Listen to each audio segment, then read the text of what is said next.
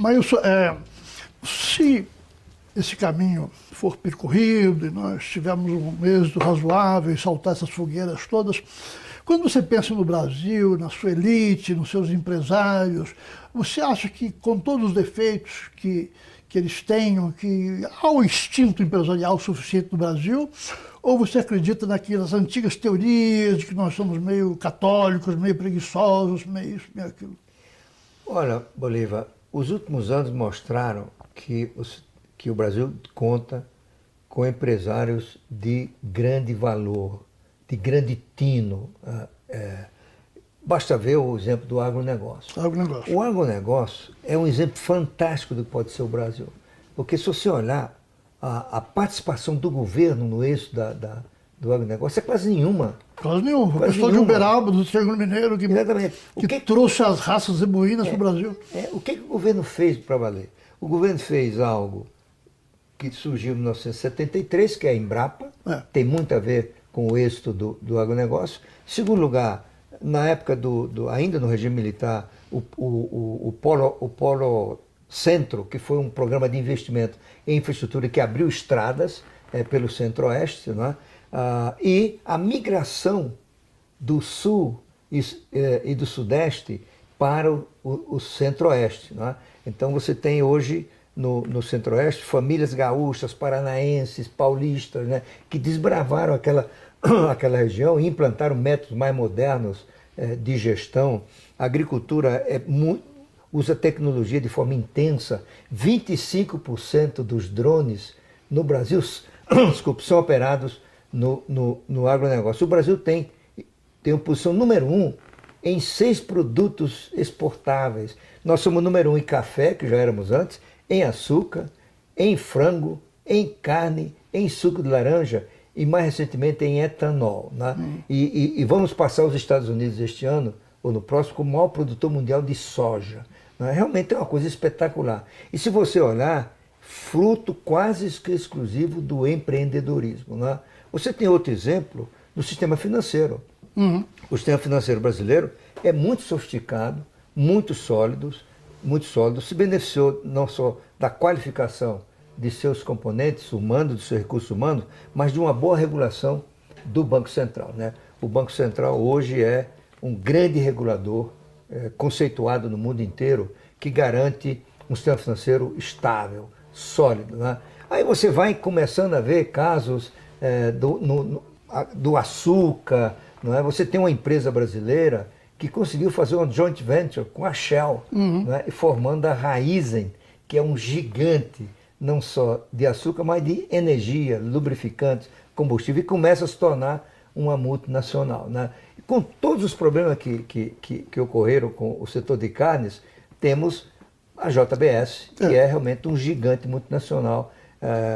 Se você exclui o lado negro da corrupção, esse grupo é muito bem gerido, né? E conseguiu vencer uma crise daquele tamanho com seus 2 principais executivos na cadeia. Né? Então, realmente eu acho que o que a gente precisa realmente para tornar isso muito mais amplo é a reforma do Estado. Né?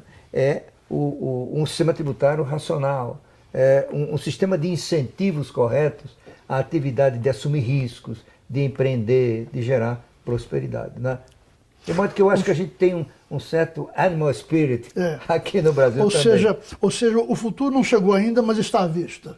Eu acho que sim, não é? Porque nesse ponto eu sou otimista, sabe, Bolívar? Eu acho que não dá para garantir que não vai ter problema nos próximos anos. Nenhum país. Nenhum país pode garantir isso, né? Por outro lado, as instituições não garantem resultados, como você sabe. Claro. Tem o acaso, tem o erro, né? Tem o desastre, né? Mas eu acho que o Brasil tem um conjunto de conquistas dos últimos 50 anos que formam uma plataforma de lançamento, digamos assim. Você olhar, nós já mencionamos aqui a imprensa, né? Mas já mencionamos as instituições, a indústria, apesar de ter sofrido muito, de estar defasada em relação à indústria 4.0, ainda tem áreas muito sofisticadas. Né?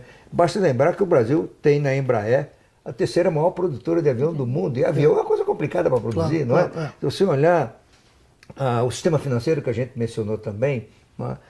Tudo isso forma um conjunto, não é, de lançamento. A economia, quando essa nuvem que existe hoje do Estado obeso, ineficiente, cheio de defeitos, né, começar a ser dissipada com reformas, com um ciclo de reformas que dê cobro ao caos tributário, dê cobro às deficiências da logística, né? Esse é outro ponto, o potencial que existe de investimento na infraestrutura, sobretudo a de transportes, é imenso. E o investimento na infraestrutura de transportes tem dois efeitos. O primeiro é que é a demanda. À medida que você vai investindo, isso gera demanda. O segundo, depois que investir, gera produtividade, né? Só para citar um número, eu vi hoje o custo de movimentação nos portos brasileiros é 4 vezes o da Argentina. Não é? Como é que pode? Tá certo? Mostrando que você realmente tem um espaço imenso. E o que é preciso fazer? Não precisa nem uma reforma constitucional, você precisa só um marco regulatório. 7-1 da Alemanha ainda vai, mas 4-0 da Argentina não é difícil. Não é? E porque as duas coisas fundamentais para isso, além do marco regulatório, que são projetos, isso existe, e apetite. O apetite para investir é imenso aqui e lá fora. E não falta dinheiro. Né? Lógico. Maílson, qual seria o primeiro passo para aumentar a produtividade no Brasil? Olha, Ana, a produtividade depende de uma constelação ampla de fatores. Depende do ambiente de negócios, depende dos incentivos corretos para investir e inovar, depende de um sistema tributário razoável, depende da estabilidade macroeconômica, de um banco central com capacidade de coordenar expectativa, depende da política fiscal, depende da infraestrutura, depende da educação. Eu diria que eu dividiria os passos para ganho de produtividade em 3 momentos. Né? No curto prazo, o que vai aumentar a produtividade é investimento em infraestrutura e recuperação da economia pelo ambiente, melhora do ambiente de negócio e das expectativas. E como a gente sabe, a produtividade é procíclica, isto é, se o país cresce, ela também avança. Então, no curto prazo, eu diria, os investimentos em infraestrutura, que melhora a operação da logística, melhora a operação dos portos, dos aeroportos, tudo isso influenciará a produtividade. No médio prazo, aí eu estou falando 5, 10 anos, é a reforma tributária, porque ela vai levar 10 anos para produzir efeito, porque é uma longa transição. A reforma tributária que põe a cobro ao caos e à disfuncionalidade do sistema tributário. Né?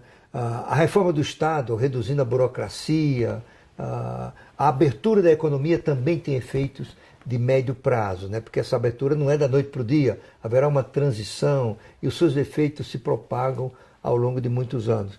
E o terceiro e mais importante fator de ganho de produtividade é a melhoria da qualificação do trabalhador.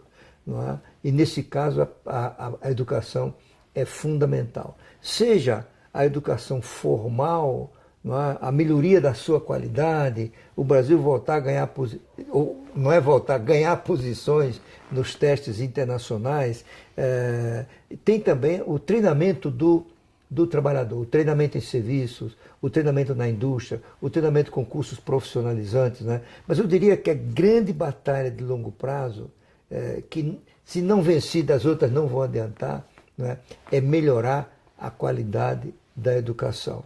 É dar educação na hora certa, é melhorar a gestão da educação. E tem apenas um consolo, né? Já não é um problema de dinheiro. O Brasil já gasta proporcionalmente em educação 6,2% do PIB. A média da OCDE, dos países ricos, é 5,8%. Na verdade, o desafio da educação está muito mais na gestão, políticas apropriadas para melhorar a aprendizagem, não é? A colocar as pessoas, as crianças na hora certa, não é? E daí partir para uma educação de nível de qualificação que o Brasil merece.